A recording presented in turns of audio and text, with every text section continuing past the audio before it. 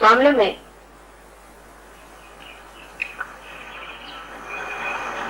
अनादिकाल से ही इस दिन के शुभ अवसर पर परमात्मा से लोगों ने बहुत चीजें मांगी। जैसे कि बहुत से लोग आज के दिन ये मांगते हैं कि प्रभु महाराष्ट्र में बरसात हो जाए, बरसात हो जानी चाहिए जिससे हमारी खेती आ जाए। ठीक है, ये मांगना ठीक है कि खेती की उपज होनी चाहिए, बरसात होनी चाहिए, लोगों को खाने पीने को मिलना चाहिए। उससे आगे क्या? ये कोई अक्षय बात तो मांगी नहीं। बरसात होगी, लोगों को खाने पीने को मिलेगा, लेकिन ये कोई बात ऐसी तो नहीं कि जो अटल है, जो टलेगी नहीं और फिर से यहाँ आपको दुष्काल के दिन न देखने पड़े। ऐसा तो कोई कह नहीं सकता। और फिर बरसात होने पे क्या होगा? वही काम करेंगे कि जिससे फिर से परमात्मा की अवकृपा हो जाए और फिर से बरसात रुक जाए। मनुष्य का दिमाग ऐसा ही होता है। परमात्मा से जो मांगते हैं उसमें ये नहीं सोचते हैं कि हमें ये दशा क्यों आई, हमने कौन सी गलती की। अब महाराष्ट्र में यहाँ बड़ी समृद्धि आ गई और साखर कारखाने बन गए, इसमें बहुत सारी चीनी तैयार होने लगी। फिर उसके बाद शराब बनाना शुरू कर दी। ये नहीं विचार किया कि ये शराब बना करके हम पैसे तो कमा लेंगे, लेकिन परमात्मा के विरोध में हम कार्य कर रहे हैं। और अब इस कलयुग में जब से कृतयुग शुरू हो गया है, तो अब ये चीजें ज्यादा दिन चलने नहीं वाली। उन्होंने शराब बनानी शुरू कर दी, उसमें वो राजकारण लिया है, गरीब लोगों का नुकसान कर दिया, और जिनके पास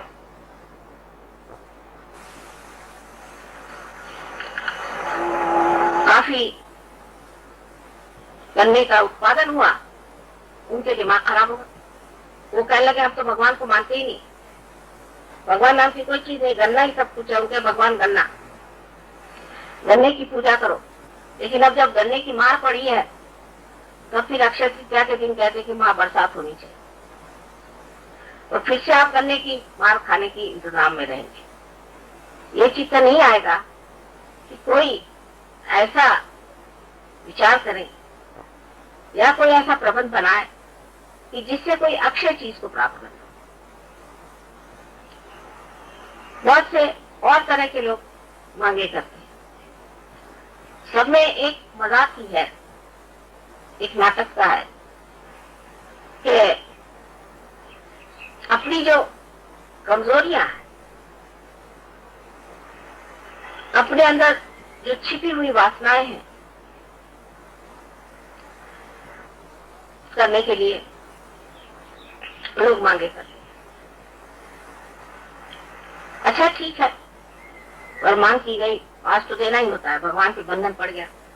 उसने कहा अच्छा ले लो भाई, तुमको क्या चाहिए।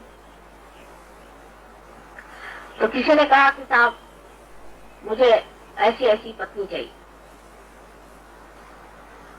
बड़ी अच्छी सुलक्षणी, बड़ी घरदार, संभालने वाली, बड़ी सुंदर सी पत्नी चाहिए। दे दी, लेकिन आपकी नजर तो वैसी घूम रही है अभी उससे और तो पीछे।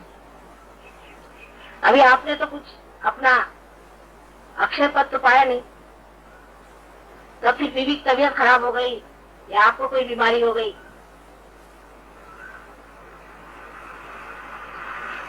तो आपने कहा ये कैसे मिल गया, ये कैसे हो गया। यही होना है, जिस चीज को आप मांगते हैं उसको शुद्ध स्वरूप में मांगे, उसकी शुद्धता में मांगे, तब वो चीज अक्षय पद पे जा सकती है। जिस तरह से आपने कहा कि यहाँ बरसात हो जाए, ठीक है, नहीं हुई, भगवान को तो ये मान्यता देनी पड़ेगी कि हाँ भाई इन्होंने बरसात मांगी वो मिल गया, लेकिन उसका शुद्ध स्वरूप क्या है? आपने किसलिए बरसात मांगी कि महाराष्ट्र में फिर से कभी दुष्काल ना आए, लोग सब सुखी हो जाए, किंतु उसकी व्यवस्था तो की नहीं आपने। फिर से आपने वही महंगा बेचना शुरू कर दिया, दुनिया भर के धंधे कर दिए, अरबस्तान को आपने यहाँ से शुगर भेज दी, गरीब लोगों के पास खाने को शुगर नहीं। उसके बाद पता हुआ कि आप तो करार कर दिया गया कि आपके पास अब कुछ पैसा नहीं है, बैंक ने कहा कि इनको तो अब करार कर दिया जाए बैंकरप्ट। तो आपके काम ने तो अक्षय पद में ये मांगा था, अक्षय पद नहीं मांगा था आपने, उसकी शुद्धता में नहीं मांगा। आप शुद्धता में मांगने का मतलब ये होता है, अगर आपने शुद्धता में बरसात को मांगे, परमात्मा ने आपके ऊपर अगर मेहरबानी की, तो उस बरसात को सोचना चाहिए कि आशीर्वाद परमात्मा का है, और क्या हम उस आशीर्वाद के लायक हैं? हम जो ये धरती से उगा रहे हैं, ये क्या हम सिर्फ अपने स्वार्थ और हर तरह की चोरी या हर तरह की ओछी बातें करने के लिए इस्तेमाल कर रहे हैं, या इस आशीर्वाद को हम परमात्मा के गौरव में इस्तेमाल कर रहे हैं? परमात्मा के गौरव के लिए हम क्या कर रहे हैं? परमात्मा ने हमें आशीर्वाद दे दिया, हम उनके गौरव के लिए क्या कर रहे हैं? ये जब विचार मन में बैठता है तब चीज शुद्धता होती है। हमें पत्नी मिल गई बहुत सुंदर, लेकिन हम ऐसा कौन सा काम कर रहे हैं, कौन सा हमने अपने में परिवर्तन ला लिया? क्या हमने उसके साथ पूरी तरह से अपने पतित्व को जताया है? क्या हमने एक निष्ठता बताई है? क्या हमने सब बुरी संगति छोड़कर सब अच्छी संगति ली? जब परमात्मा ने आशीर्वाद दिया तो हमने उसे क्या दिया, ये सोचना चाहिए। पुष्पम फलम तोयम, जो भी दे दीजिए वो परमात्मा मान्य कर देते हैं। चलिए कोई बात नहीं, तूने पुष्प दे दिए, फल दे दिए, सब मान,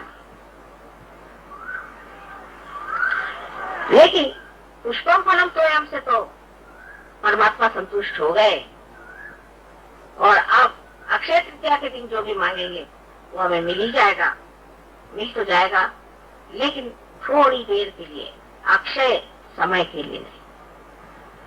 ये सब प्रलोभन जीवन के, आप जो जो प्रलोभन को मांगते हैं वो पूर्ण होते जाएंगे। खासकर सहयोगियों के लिए तो बहुत ही बड़े प्रलोभन बनेंगे, हर तरह के प्रलोभन। पैसा मिलेगा, कीर्ति मिलेगी, नाम मिलेगा, शोहरत बढ़ेगी, उम्र छोटी लगेगी, सुंदर लगोगे, विवाह हो जाएंगे, सब तरह का आराम हो जाएगा, तंदुरुस्ती बढ़ जाएगी, सब चीज हो जाएगी, लेकिन अक्षय पद नहीं मिल सकता। अक्षय पद कोई प्रलोभन नहीं है, वो एक स्थिति है। अक्षय पद मांगा था ध्रुव ने। ध्रुव ने परमात्मा से कहा कि मुझे तुम सिर्फ अक्षय पद दो, मुझे और कुछ नहीं। उन्होंने जब पद पाया, अभी तक आकाश में चमक रहे। बहुत बार मुझे लंदन में उनके दर्शन होते हैं। प्रहलाद ने उनसे अक्षय पद मांगा था, उनका कोई नाश नहीं कर पाया। वो हर तरह से जलाया गया, भट्टी में डाला गया, ऊपर से फेंका गया, किसी तरह से उनका नाश नहीं हो सकता।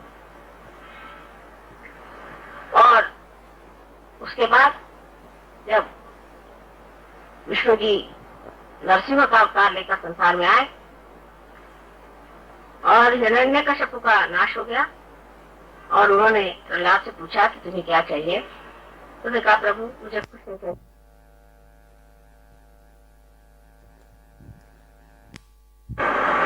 अक्षय पद पाने पर ही सब चीजें अक्षय हो जाती, क्योंकि दृष्टि बदल जाती है, विचारधारा बदल जाती है, सारा चरित्र बदल जाता है, और सब समझदारी में फर्क आ जाता है। विशेषकर अपने भारत में अक्षय पद का मांगना बहुत जरूरी है। क्योंकि मैं देखती हूँ विदेश में लोगों ने सब कुछ पा लिया, देख लिया, समझ लिया और अब कुछ मांगने का नहीं, ऐसी हालत आ गई। ये दुनियाई चीजें में कुछ रखा नहीं है, फालतू की चीज है, इसको क्या मांगना और करना, हो गए सब, पाप भी कर ले, पुण्य भी कर लिए, सब दुनिया भर की तीर्थ यात्रा कर दी, खत्म का, पर परमात्मा नहीं मिले, अक्षय पद नहीं मिला। तो आश्चर्य की बात है कि भारत के सहयोगियों से जो परदेश के सहयोगी हैं उनमें ज्यादा गहनता है।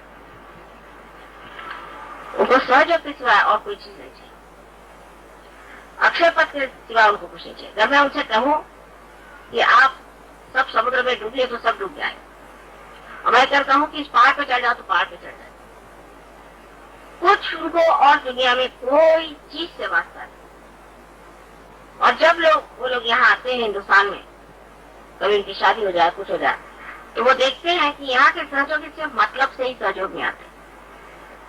किसी को कुछ, किसी को नौकरी चाहिए, किसी को ये चाहिए, किसी को बीमारी ठीक करो, किसी को वो ठीक करो, कोई भी आनंद में नहीं।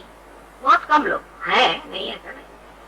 तो बड़ा आश्चर्य होता है कि इस धरती में जहाँ से इतने वाइब्रेशंस बैठे, यहाँ हर वातावरण में राम और कृष्ण की गूंज है, यहाँ पर ऐसे बड़े बड़े अवतरण हो गए, जहाँ इतनी बड़ी बड़ी हस्तियां संसार में आई, एक से एक इतिहास में और कुरान में और कहाँ कहाँ ऐसी ऐसी बड़ी बड़ी बातें हुई। वहाँ इस तरह की अधूरे दिल की बातें सहयोगी में क्यों? मुझे तो विश्वास ही नहीं होता। वो तो हिंदुस्तानियों को सोचते हैं कि ये परमात्मा के ही सब स्वरूप लोग हैं, और जब धीरे धीरे परमात्मा को देखने जाते हैं तो लगता है यहाँ तो आत्मा भी नहीं है, कुछ न कुछ स्वार्थी है, परमात्मा की जगह स्वार्थी दिखाई देता है। और बड़ा उन्हें आश्चर्य होता, अरे वो कहते हैं ये तो इस सब अमृत के सागर में रह करके ये मांग क्या रहे हैं, मिट्टी, तो वो क्या रहा है? विश्वास नहीं होता। अभी तक वो समझ भी नहीं पाए। अभी कहते नहीं हम लोग समझ नहीं पाते होंगे क्योंकि अभी हमारी दृष्टि इतनी साफ नहीं हुई, ये लोग बड़े ऊंचे लोग हैं, ऐसा नहीं वैसा नहीं। और उनको कितना भी कहो तो भी वो आप लोगों के पांव छूने पे तैयार आमादा है। इन सहयोगियों के पांव छूने से ही हम बहुत बड़े ऊंचे अक्षय पद को पहुंच जाए।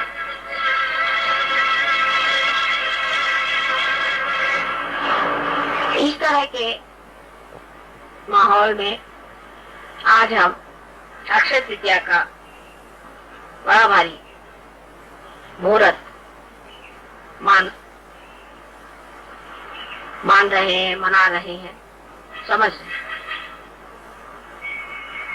सहयोगी के नाते आपको अक्षय पद ही मांगना चाहिए,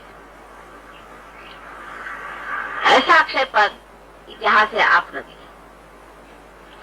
जो आदमी हर समय 5 कदम चलता है और 10 कदम गिरता है, वो कब ऊपर पहुंचेगा, ऐसे पहले गणित वगैरह में देखा करते थे कि भाई ये कैसे होगा, मैंने कहा पहुंचेगा क्या, वो तो दूसरी तरफ चला, इससे अच्छा वो मुंह मोड़ के चले तो शायद पहुंच जाए। ऐसा आदमी तो कभी पहुंच ही नहीं सकता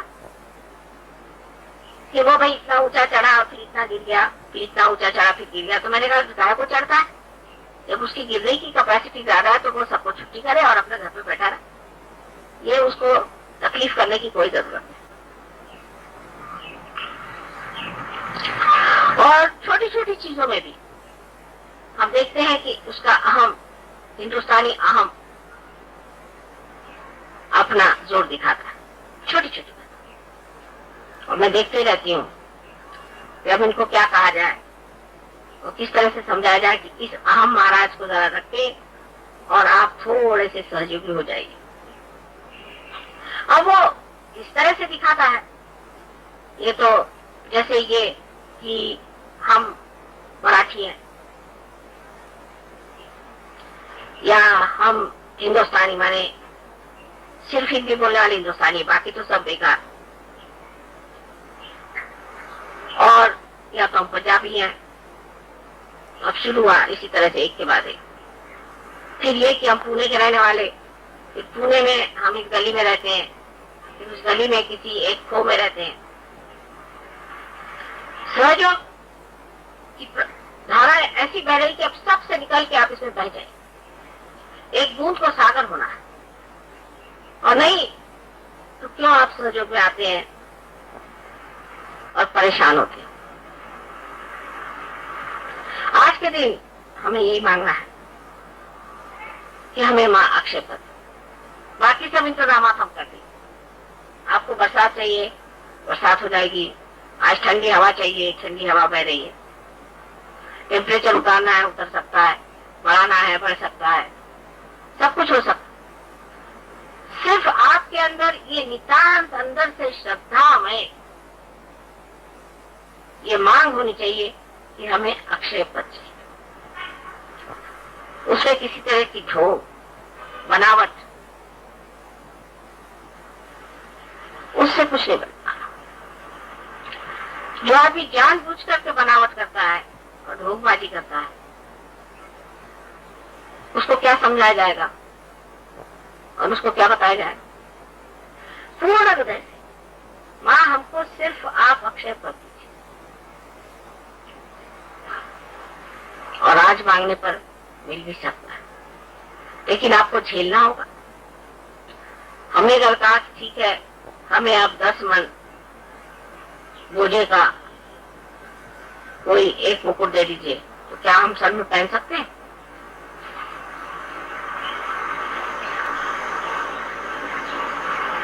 जो आप बर्दाश्त कर सकें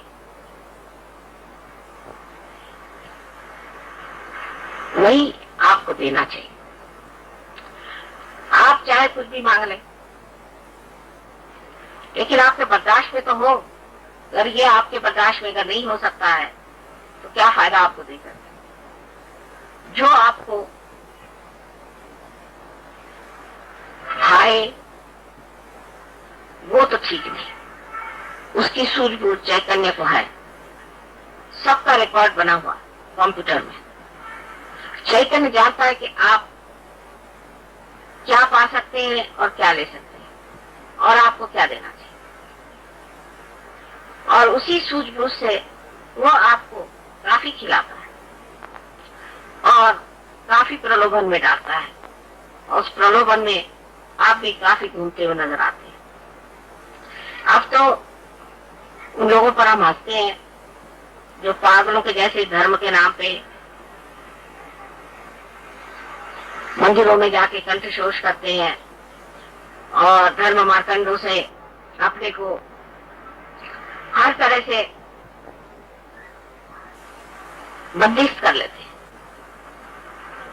और जो बेवकूफों जैसे परमात्मा के नाम पर अजीब अजीब चेष्टाएं करते हैं। जैसे पालकी निकाल दी तो कहीं पर जाकर के उन्होंने मंदिरों में भूतों को नचा दिया, तो कहीं उपास कर रहे हैं, तो कहीं राम नाम जपते बैठे हैं। इन सबको देख के हंसी आती है,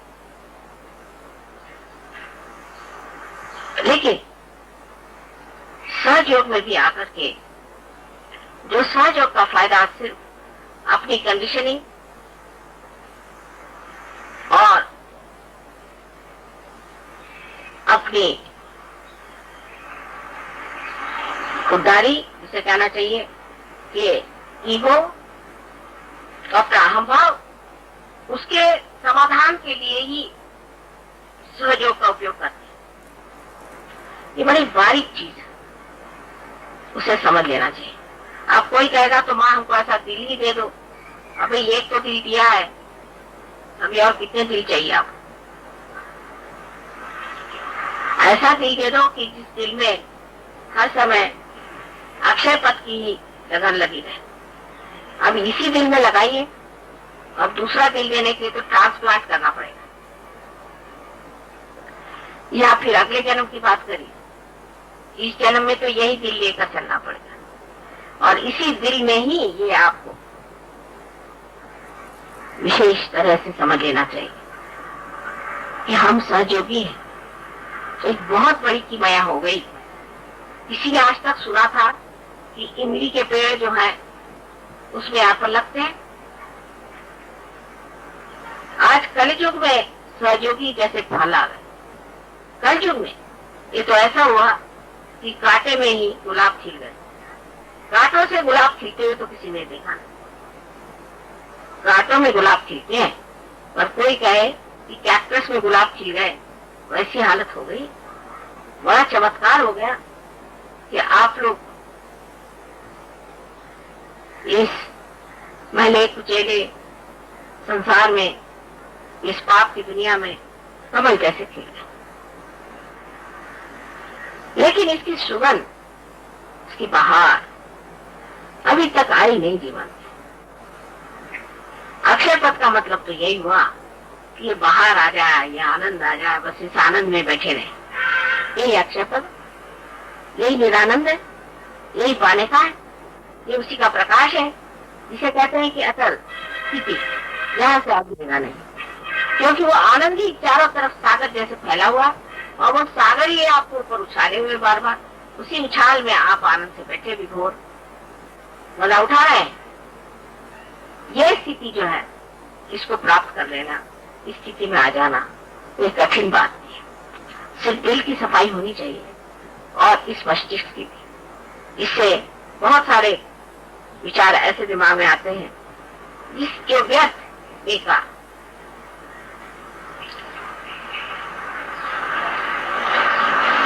आपको जो मूल पद मिला हुआ है, जो आपके अंदर अपनी ही प्रज्ञा जागरूक हो गई, और जिसके सहारे आप खुद ही इस चीज को समझ जाते हैं कि कौन सी चीज सही, कौन सी गलत है।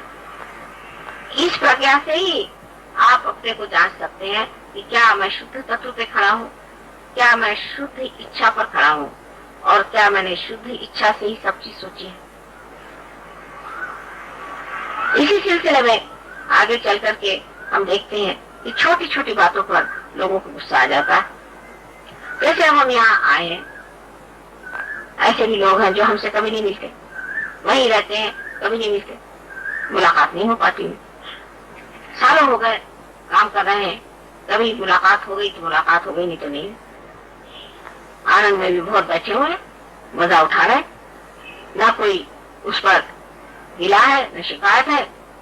किसी पूछा भाई क्या कर रहे हो, माँ से प्यार कर रहे हैं, अरे यहाँ कहा, ये पत्थर है ना, इसी में देख रहे हैं माँ को। ऐसे भी लोग, और दूसरे ऐसे हैं तुरंत मिजाज वो आ जाए और उसी वक्त हम आकर हाजिर हो के उनको सलाम न मारे, बस नाराज हो गए कि माँ से मिलने नहीं दिया हमको, ये बड़े बदतमीज लोग इनके घिरे हुए हैं, ये माँ से मिलने नहीं देते, माँ तो सबको मिलना चाहती है। इतनी छोटी बात है समझने की। माँ हर जगह है, और हर जगह जब कोयल कूदती है, और हर जगह जब ठंडी हवा बहती है, तो उस माँ से मिलने में कौन सी हमारी विशेषता? यह हमारा अहंकार कि हम कोई विशेष है, माँ हमसे जरूर मिलना चाहिए। अब मैं जान के माँ से टाइम निकाल के आया हूँ, आए होंगे भैया, पर माँ से भी कुछ टाइम वाइम लिया था कि अपने आ गए। फिर प्रोग्राम में पूछ लिया माँ हम आ जाए, अब माँ कहते कि नहीं आओ, अब भाई आ जाओ, तो कौन ले लवाज मात लेकर। अगर कहा गया कि भाई नहीं अभी माँ नहीं मिल सकती, तो ये तुम्ही लोग खराब ऐसे झूठ बात हो, मुझको कोई नहीं पढ़ा सकता। आज इसलिए मैं कह रही हूँ कि इस पूरा शहर में ही ये रोज के अनुभव है, और जो बेचारे हमारे साथ खड़े हुए हैं और जिनसे कहा गया है, उनको तो रोज ही लोग हजामत बनाते हैं, और उनका रोज ही द्वंद चला रहता है। देखकर मुझे भी बड़ा दुख लगता है।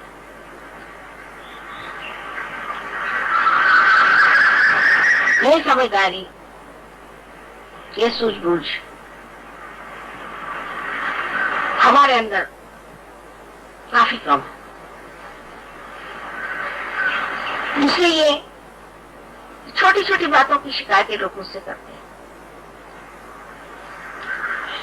कभी कभी बड़ा आश्चर्य होता है, किसी भी तपस्या का विचार मनुष्य के हृदय में नहीं आता। अक्षय पद पाना है, यहाँ बैठे हैं वहीं चांदी की थाली में दो तो लेंगे।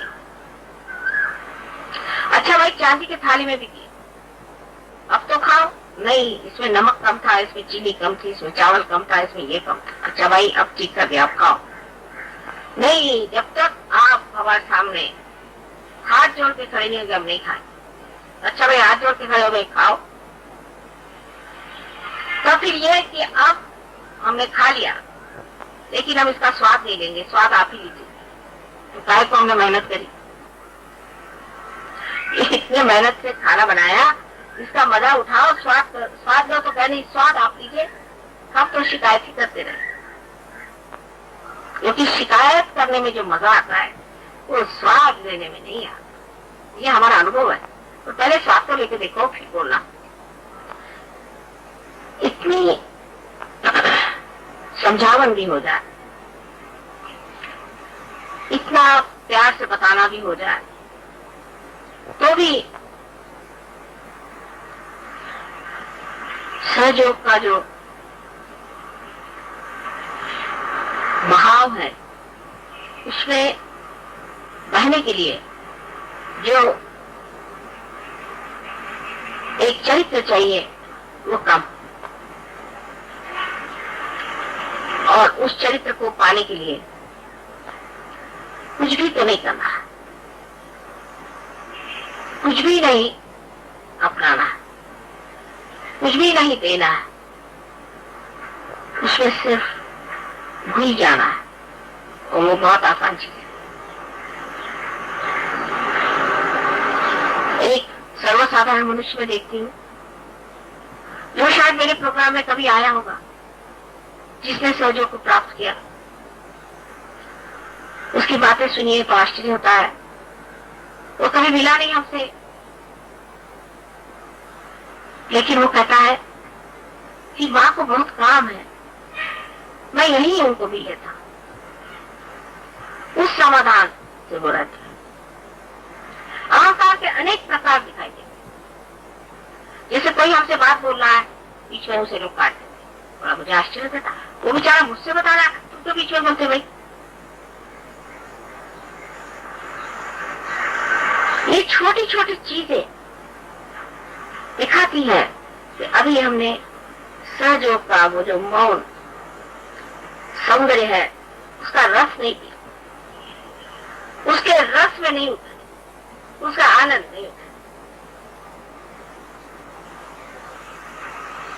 उसके रस में उतरना चाहिए। आज का विशेष प्रयोजन यही था कि आज किसी तरह से मेहनत करके आपको एक डुबकी तो दे ही दे, फिर आगे देखा जाएगा। कोशिश तो सबको ही करेंगे, लेकिन ये तो आपकी अपनी स्थिति है। कभी कभी परमात्मा सोचे भी कि पत्थर में गंगा जल भर दे तो बड़ी मुश्किल काम है। उसी प्रकार सहयोग की भी बात है। कोई कोई लोग ऐसे ही सामने आ जाते हैं कि विचार उधर जाता है कि किस तरह से इनके हृदय में उस परम सुंदर अक्षय पद की धारणा, इच्छा जागृत करे। शुद्ध इच्छा जागृत हो गई है, कुंडलिनी का जागरण हो गया है, लेकिन परम पद की आकांक्षा और इच्छा आपके अंदर खुद ही उसका मूल्य समझ करके जागरूक हो जाए, ऐसा ही मैं आपको आशीर्वाद देती हूँ।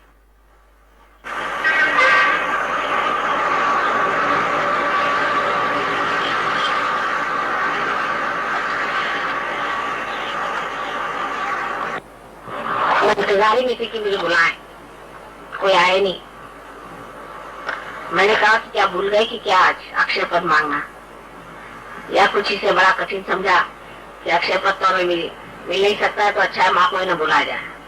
तो 1 घंटे से हम तैयार होकर बैठे रहे, कोई आया नहीं बुलाने के लिए। तो फिर सोचा चलो खुद ही चले, वही बात खाना खिलाने की। मेरी देरी हो गई, ये भी अच्छा ही है कि एक तरह से दिल की तैयारी तो आप लोगों की हो गई होगी इस अक्षय पद को पाने के लिए,